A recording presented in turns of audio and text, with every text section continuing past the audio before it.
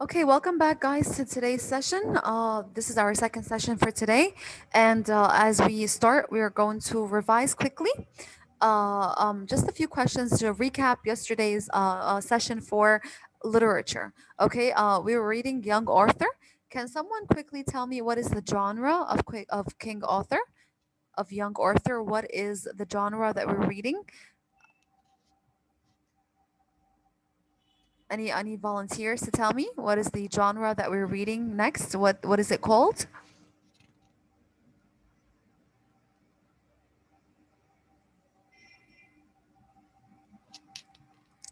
Okay, and no volunteers for that one. Okay, so I'm going to answer it for you.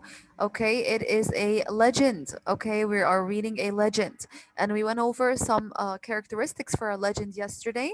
And does anyone remember what are some characteristics of a legend that we discussed? Go ahead, Ward, please. That the main character has to be a hero and has to be a good person that people should look up to. Good. Okay, so we said that usually the main character in a legend is known to be a hero. Okay, and this hero is most likely going to have, like you said, Ward is going to be a person with qualities of respect, bravery, valor, honor, and also loyalty. Okay, and these characteristics or these traits reflect back on the person because again this person is a role model and people look up to them. Okay, and this is going to be young Arthur. Okay, and we also said that when dealing with a legend, we also see what else? We see some magic. Yes, who is the character? Who is the character that possesses magical power in the story from yesterday? Zena, can you tell us who it was?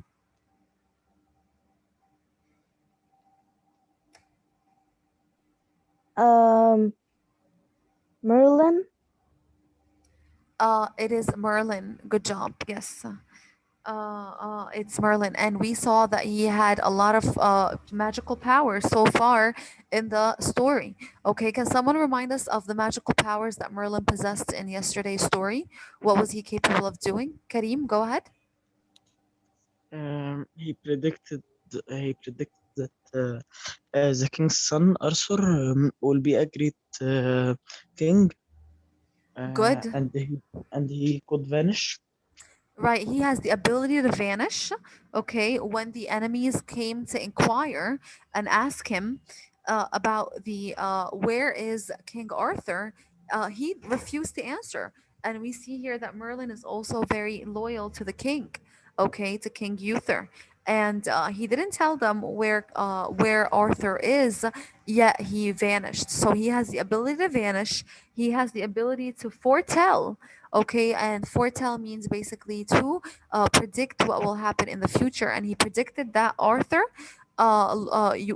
King Uther's son, is going to be a very respectable king in the future as he grows. Okay, and he's going to be the next king of England. Okay, so this is good. What else did he was he able to do, Kareem? Do you know any other? Do you want to Um, mention any other? yes, he has healing abilities, and he survived the poison. Good. All right. He was the only survivor when the traders poisoned the wells of the kingdom.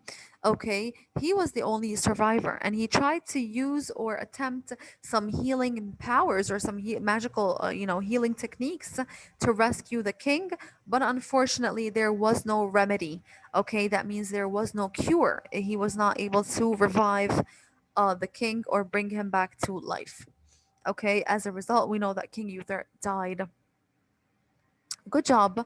And we also see him disguise. Okay, don't forget that he also disguised. And to disguise means you're able to alter or change or you hide your true appearance into other identities. And he did that yesterday when he disguised as a beggar. While he was taking baby or infant Arthur to a place of for safety. Okay, where was Arthur taken to? Where did Merlin take Arthur to? Can someone tell me? How about Adam Wasil? Can you please tell me where did Merlin take Arthur to?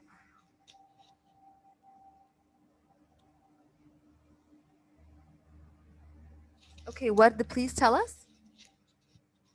Merlin took Arthur to Sir Ector's and his lady's house so that he could be raised there with no so he could be raised there safely. Good. All right. So he took him to a place that's far from the courts, okay, so that he could be in a safe environment, away from the enemies targeting him to kill him, because again they were fighting for power to end King Uther's line, okay, or his heirs for power, or for gaining control of the throne, okay. And Sir Ector and his wife, of course, raised him, okay, and we see that they had another son, okay, which is going to be King Arthur's foster brother. What is their son's name? What is their son's name? Do you guys remember? Ruqayya, do you remember what was his son's name? Sir Ector and his lady. What? Go ahead. His name was Kay, and he was 4 years older than Arthur. Good, perfect. Okay, so we're going to see that Kay is the actual son for Sir Ector and his wife. We also know that Sir Ector and his lady, or his wife, they do not know any information about Arthur. Okay, the only thing that they know about him is his name. Okay, so they do not know about him being the son of the king, and so on. Okay, so this is also a way for Merlin to protect Arthur, so that no one knows who he is. Okay, that was Merlin's way for protection and for ensuring that Arthur is raised in a safe way. Okay, and we also said the story is written in chronological order. You guys had the chronological order homework to be submitted. Okay, so please get that done and on its way. All right, this is a medieval legend during the Middle Ages of England. Okay, so we read so far all the way to the part where now we see that Arthur is no longer an infant. We see that he's growing. So the story is indeed taking place in chronological order. We saw first when his birth was given, okay, with Queen Adjerna. As she passed away, we saw that he's an infant. He's taken to Sir Ector's house, and now we see that he's a teenager.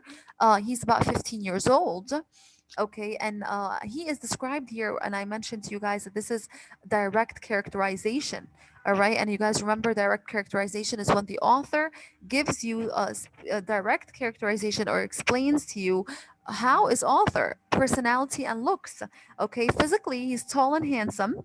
Okay, we said that he's quick-witted. Okay, and lad is a young man or a young gentleman. Okay, and we said quick-witted means to be basically smart, or easy to grab on information, quick in response. Okay, so he's intelligent. He showed signs of intelligence. All right, and we also see that he had great strength, but also he was very gentle in manner. Okay, so overall, we see that Arthur grew up to be such a great gentleman. All right, he has great qualities. Okay, and we don't see really anything bad about him. Okay, so let's move on to the next. We stopped here, so let's now move on to our next topic. Okay, the next paragraph that we're going to now discuss is the relationship between Kay and Arthur. Okay, Werde, can you please start reading for us here? We're going to start from Kay. Kay, who had recently been knighted. Start reading for us, please, Werde, and let's see. Okay. Kay, who had recently been knighted, decided to train Arthur in the knightly arts himself, but Kay was vain and jealous of the favor Arthur found with their father, so he was a harsh taskmaster. Okay, Arthur so let's came. stop here. Okay, so now we know that Kay is, we understand that this is Arthur's foster brother. Kay is 4 years older than Arthur, and he is already a knight. He's already a knight. And we said, remember, knights are very good with weapons and horses. Okay, and in order to be a knight, you have to follow a code of honor, or a code of chivalry. Okay, now Kay is going to train Arthur so that Arthur could also become a knight. But we know that Kay here has some type of internal conflict. How does Kay feel about Arthur? Does he have positive or good feelings about him? No. Okay, we need to see that Kay is very jealous. All right, he is jealous of the relationship between Arthur and their father, which is Sir Ector. Okay, so we see that Kay is jealous. Okay, so when he is training Arthur for knighthood or to become a knight, how is he training him? Remember, when you're training someone to become a knight, you're teaching them with weapons, okay, usually with a sword and so on. Okay, so when he is training him or teaching him how to be a knight, he is a very harsh taskmaster. And a taskmaster, we agreed yesterday, is like someone who is looked upon as your boss, okay, or someone who gives you tasks to do or tells you basically or gives you orders. And he was such a harsh one. Okay, and usually being a taskmaster is usually when you give someone a lot of burdensome workload. Okay, so being a harsh taskmaster, he's taking out his anger towards Arthur while he teaches him. Okay, so again, this is how he taught him. He was very harsh on him while training him to become a knight. Okay, so he was very harsh. So we understand that Kay does not have positive feelings toward Arthur. Okay, continue, please. What Arthur came. Arthur came away from his lessons in swordsmanship with many bruises and cuts. When he complained, Kay replied, "A knight must be thick-skinned and ready to bear even grievous wounds without flinching. Yet if Arthur so much as pricked his brother, Kay would bellow loudly for the physician." Okay, so here we understand that whenever Arthur goes to train for knighthood with his sword, every time he comes home, he is cut deeply. Okay, his wounds are grievous, and we said grievous means severe. Okay, they're very deep wounds. Wounds are cuts and bruises. Okay, so here we see that Kay is not gentle at all with Arthur. He's actually very harsh and very aggressive. That Arthur comes home with cuts and bruises, and Kay tells him, this is how Kay justifies this. He tells him, in order to be a knight, you have to be thick skinned. And thick skinned means that you have to basically tolerate pain. Okay, you should not complain about these grievous wounds. You should take them and basically tolerate them and be strong. And you should take them without flinching. And we said to flinch means to cower or to go back, usually to cringe in fear or maybe in panic. Okay, like when someone is approaching you and you know they're gonna hurt you, you're going to flinch. You're gonna move backward to try to avoid being hit, for example. So Kay here is telling him that he should not flinch while he trains him with the swords, and that he should take this pain and he should take these wounds basically much stronger. Okay, he should be thick-skinned. On the other hand, which is ironic, that Kay, if he is pricked, okay, which is like a very tiny prick with his sword, he screams, he bellows loudly, and he asks to go to the physician. So Kay here is showing this is ironic, and we discussed irony before. That basically irony is when something happens that we do not expect to happen. Okay, if Kay is expecting Arthur to be thick skinned and not to complain about these grievous wounds, and he should take them without flinching, why is he screaming for the physician when he gets pricked? And pricked is a very tiny injury compared to a grievous wound. Okay, so we see here that Kay is very he is not true to himself. Okay, we see that he is we see that he's ironic in what he says. His actions do not match his words. Okay, and also we understand that he has feelings of vanity and also jealousy from Arthur. Okay, so we understand here, or from what we get here, where the author is trying to paint a picture about Kay, and is it a positive one? Do you think that the author here is telling us is the picture that we have painted for Kay, is it a good one? Do you guys do you like this character so far or no?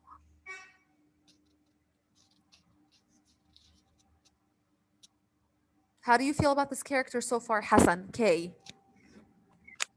He is not well too fit to be a hero yet. Good. Good, exactly. Good, all right. So exactly, we do not see him fit. Okay. No, no, you're absolutely right. This is very true. Okay, so his feelings here, his internal feelings are not so they're not so kind toward Arthur. We also see that he is not realistic. Okay, he doesn't follow his own advice. Okay, so we could tell here that he's intentionally trying to hurt Arthur because of his anger or his jealousy toward him. Okay, please finish this last paragraph for us. What? Eventually, Kay appointed Arthur his apprentice. This was an honor the younger boy would happily forgone. However, seeing that Sir Ector wished it so, Arthur sighed and agreed. But he felt in his heart that he already was a knight, though no lord had dubbed him such. Good. So now Arthur Kay had appointed him to be his apprentice and to basically be his assistant or someone who is training still under him. We can see here that this was an honor the younger boy would happily have forgone. That means the younger boy here is Arthur. Okay, they're saying that he would happily forgone. That means, does he want to be Kay's apprentice? No. Okay, this is something that he wished that he would give up. Okay, we could tell here that Arthur is not happy working with Kay side by side, and he also has this feeling in his that he feels that he should be his own knight. Okay, Arthur feels that he is ready to be a knight on his own, that he does not need to be an assistant or to work under Kay's guidance. However, because he sees here that Kay wants him to be his apprentice, he feels that he has to accept.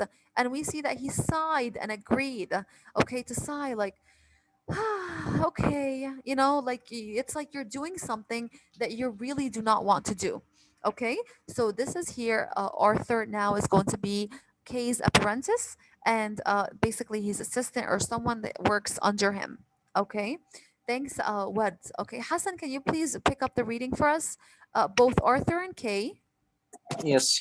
Both Arthur and Kay knew it was vital to learn the arts of war. The kingdom was still at mercy of upstart lords who ruled by fire and sword. The story of Arthur's lost son, the true Air. heir to the throne, would have been forgotten but for Merlin. One Christmas Eve, the long absent magician reappeared and summoned the bishops, lords, and common folk to London's square. There he drove broadsword halfway into a huge stone, written on the blade in amazing gold letters, where the words "whose pulleth out of the sword from this stone is born the rightful King of England." Thank you, Hassan. Perfect. Okay, so now we are basically the author is reminding us that still the kingdom has no ruler. Okay, a lot of people are still fighting to be England's next king. Okay, and of course here we understand that King Youth Uther is now dead, and his son is lost. His lost son. No one knows where his son is, and we all understand that his son should be the next king. Okay, this is what Uther said before he died. Of course, no one in the kingdom knows anything, but of course Merlin. Okay, so Merlin on Christmas Eve, okay, again appeared. All right, reappeared. Okay, and he summoned. Okay, to summon means to call people for a meeting. Okay, who did he call for the meeting? He called up the bishops, the lords, and the common folk, the normal people. Okay, and he told them, let's meet in London Square. All right, why did he have this meeting? All right, in this meeting, he did something very creative. And remember, he is a magician. Okay, so he used his magic. And this is exactly what he did. All right, he bought up this big rock or this big boulder, and he inserted a sword in it.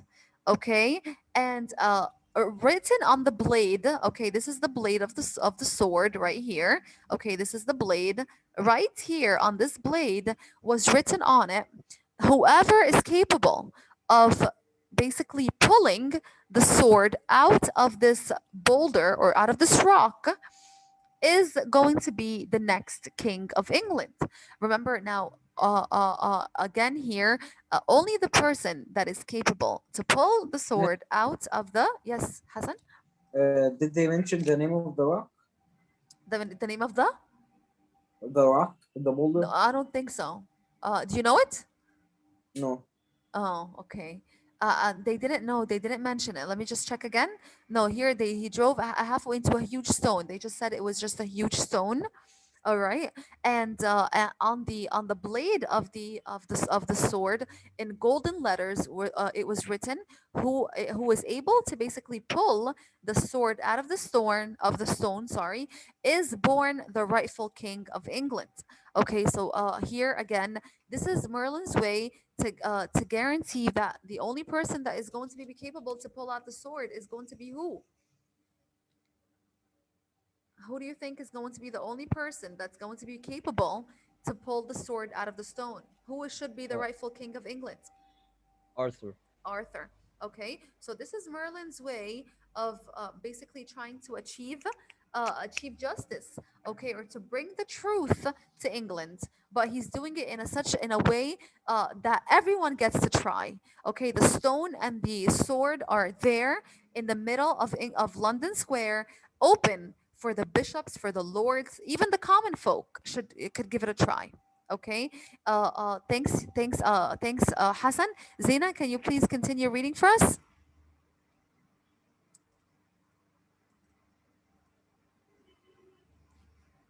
Zina?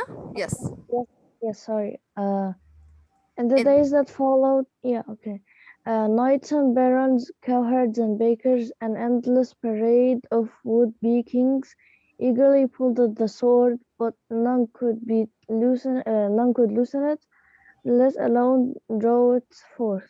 so When here they accused again the Mary, stone, sorry, Zina, 1 second. So here we see again the stone, like we said earlier, is in the middle of London Square. Everyone was coming, okay? The knights, the barons, the cowherds, even bakers, okay? An endless of a parade of just would-be kings. That means people that just wanted to be a king. Everyone was eager to come and try, okay? And no one was able to even loosen it, okay? Not even just draw it, but just make it even budge a little. No one was able to do that, okay? Continue, please, Zena. When they accused,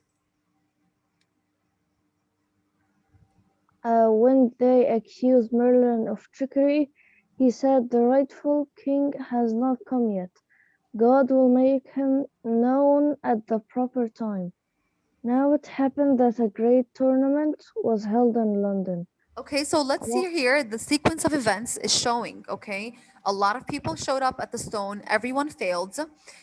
They started to accuse Merlin of maybe that he's placing some magic onto it to make it difficult for people to pull.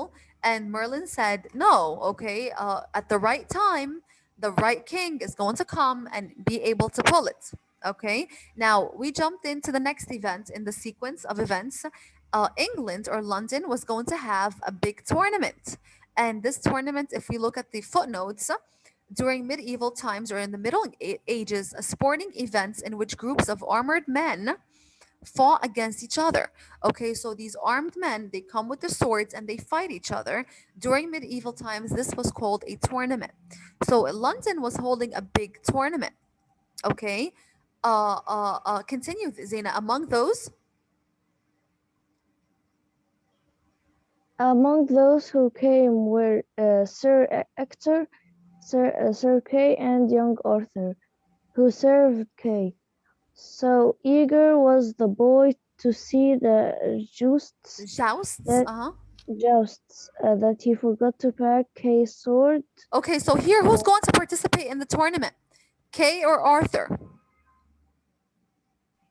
It's going to be K, because remember, Arthur is only his apprentice. Okay, so his apprentice is kind of like your assistant. Your assistant is probably one that's going to maybe pack your sword.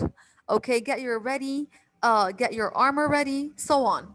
Okay, now young Arthur, he was so eager to come and see these jousts or this competition or this combat between the knights on their horses that he forgot to pack Kay's sword. Now, is Kay going to be able to participate in this competition or in this tournament without his sword? Of course not, because again, this is a jousting competition or a tournament. A knight needs to be on a horse with his sword to basically combat or fight another knight. Okay, so this is a big mistake that Arthur did. Okay, continue, Zena. There was great upset. Okay. There was great upset when the mistake was discovered. Woe to you, boy, snarled Kay. If your error costs me the victory, I would otherwise win today. Even Sir Ector scolded Arthur and ordered, "Go back directly and fetch the missing sword." Good. All right. So here, Sir Ector, which is Kay's father, and of course here he's the one that also raised Arthur. He asks Arthur. Okay, he scolds him. That means he basically criticizes him for being forgetful. Okay, for forgetful for packing Kay's sword. Of course, Kay is going to be unable to participate, and he might lose the tournament. So Sir Ector asks Arthur to do what? To go back home and fetch the sword. Okay, that means go back home and bring Kay's sword to England, the place of the tournament. Okay, so here let's thanks Zena. Let's hear from how about Ganna? Ganna, can you please read for us? Angry at his carelessness. Angry at the Christmas and impatient to see the contest, Arthur started homeward. Then he suddenly reined in his horse. In his deserted city square was a massive stone with a sword plunged into its center. "Surely that sword is as good as the one left at home," he said. "I will borrow it. When Kay is finished, I will return it to the curious one."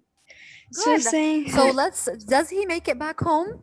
Does Arthur make it back home? No. All right. He's no, afraid that if he goes back home, he's going to miss the contest. Okay. And he wants to see or watch the knights, combating. So on his way, he sees, of course, what? He passes by this big stone and he sees this big sword Sword. inside. Yes. So what does he decide to do with this, Muhammad? What does he decide to do? What is he going to do? Pull it, pull it out of the rock. He's going to pull it out of the stone to give it to who? To Kay, because he wants to watch the knights fighting. Exactly. So he here we see that he says, you know what, I'm going to borrow it. All right. So here we see that Arthur has good intentions to just borrow the sword, okay, and give it to Kay. And after Kay finishes the tournament, he's going to take the sword and bring it back to this huge stone. All right, so it's a very innocent act of just borrowing the sword for the temporary purpose of Kay using it for the tournament instead of going back home to fetch it. Okay, to Not fetch. Does actually. Arthur know about the sword and what it means? No. No. Okay, so this is called what? When the reader knows more events about the story than the character itself. What kind of irony is it? Do you guys remember? Is it verbal irony? Is it situational irony or is it dramatic irony? Anyone could say the answer. Is it situational? Is it verbal? Or is it dramatic? Okay, so guys, be reminded that this is called dramatic irony. Okay, dramatic Verb. irony. Say it again, Ahmed.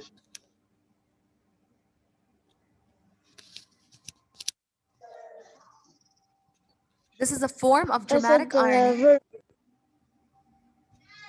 Okay. Ahmed, can you please just raise your voice a little bit, please?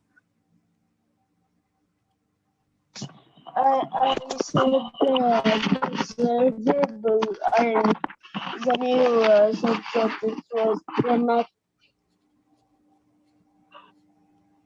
Yes, the verbal irony in the story could be when Kay told Arthur that you should not flinch and you should be able to tolerate more grievous wounds.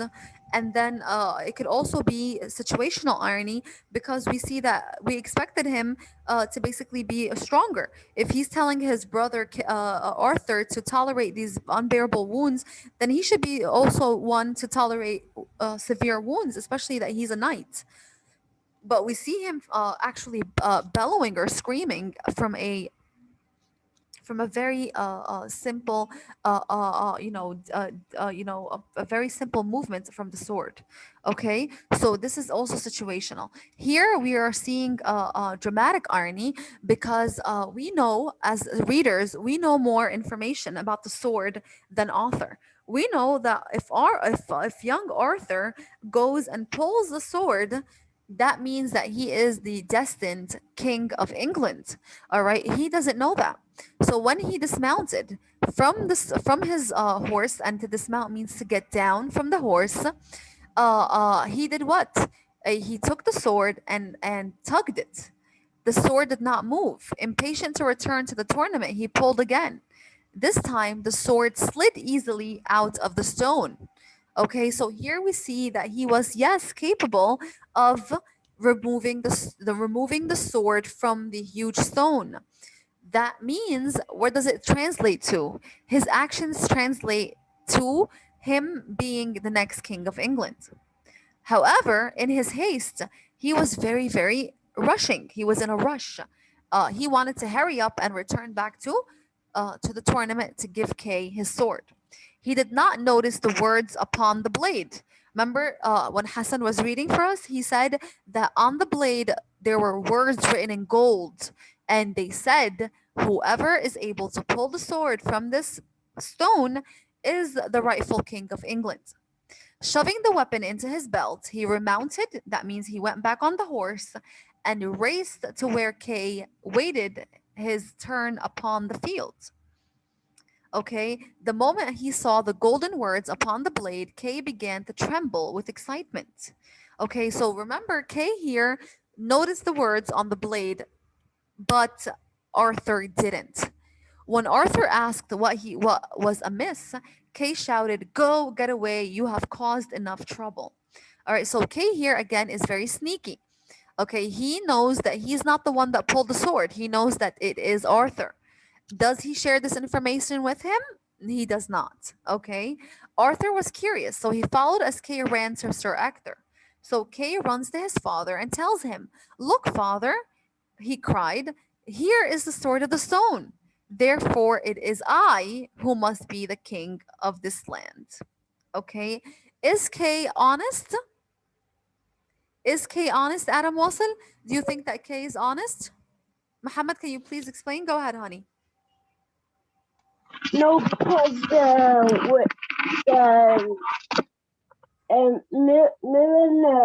the judge of the tournament of the night, when he saw that Kay doesn't have this sword, he said to Arthur to go back home and bring his own sword, Kay's sword.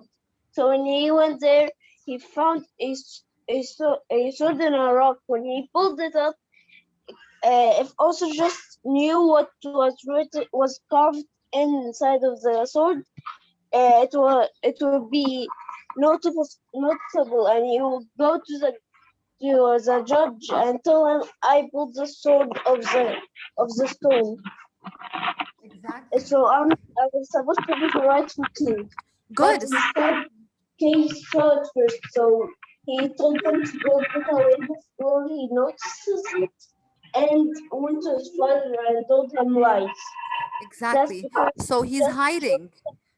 father Good. to come to love her more than Arthur.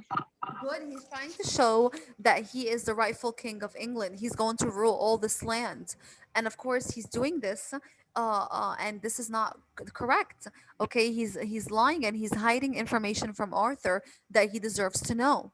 Okay, so he is going to talk to his father. Here, Kay is pretending, and he's very excited to talk to Sir Ector, his father, to share the information that he is the one that deserves to be the rightful king of England because he's the one that successfully pulled the sword out of the stone, which is definitely not true. Okay, so here we're gonna stop. I need you guys And for also, yes, and also, Kay, Kay has like bad thoughts about his father. Of course, the father won't love one kid more than the other. If Kay just noticed that, he would be really grateful and really happy for his brother. Good, he should be right, and he should tell his brother that he, if you're the one who pulled it, then you deserve to be the one to be the king. But of course, we see that Kay, from the beginning, he's very harsh. He's not honest. He was hurting Arthur intentionally by bruising him and cutting him. We see that he hides from him the information about being the king. So we see that Kay, his jealousy is driving him to do bad actions. Okay, so let's see this vocab. Let's choose the correct word here. For grievous, is it very severe or serious or slight? What would you say, word? It's very severe and serious. Good job, word. Thank you. All right. For number two, homage. What would you say? What would we say here? Kareem, is it a special honor and respect or is it disrespect?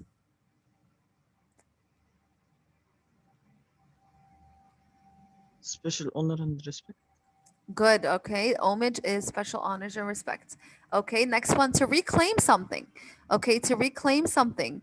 Let's go with Muhammad. To reclaim it means to lose it and forfeit it, let it go, or to retrieve it and recover it, to take it back. Retrieve it and to recover it. Good. To retrieve it and recover it. Thank you. All right. After that, we have the word to dismount. Okay, Rahma. To dismount means to get off your horse or bicycle or anything that you're riding, or to get up on it. So basically, is to get off or to get on? Get off. Get off. Bravo. Okay, great. All right. What does it mean to To flinch? get up. Good, good. All right. What about to flinch? Is it to cower, cringe, and balk, to go back, or to remain and to take something on? Anyone could answer. It's To to cringe. get back. Good, to crouch and to To cower get and back. cringe.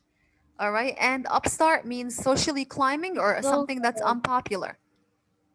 Miss, I also want to say that Kay is also letting his brother see stuff that's not right. Like the knight is good at the sword and the mounting a horse, but also the knights are not only good at that; they are also good at dodging sword fights. Good. So, Kay, so Kay is telling Arthur to just go ahead and rush